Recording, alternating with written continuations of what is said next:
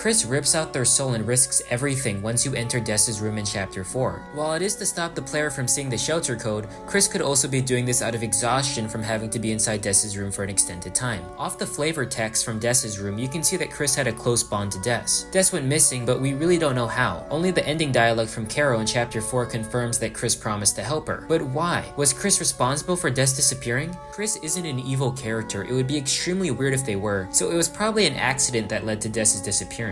I believe these dark worlds are escapism in the form of a desperate need to relive their childhood and bring Des back from the dead. Based off Chapter 4, the idea of the dead coming back to life from the dark road is set up, so we could assume that Des is dead and the only way to see her again would be in the dark road. However, based off how the plot seems to be going and the fact that Des is probably the knight, Kris is most likely being manipulated for a greater scheme. And once again, just like everyone else, their escapism will eventually shatter and they will have to confront the reality of their situation, potentially losing all their relationships in the process. Kris is actually the only character in this video to not have their escapism destroyed yet, and because of that running theme, it can be assumed that this will eventually happen to Kris in future chapters. And that's pretty much all the Lighteners and their connection to escapism.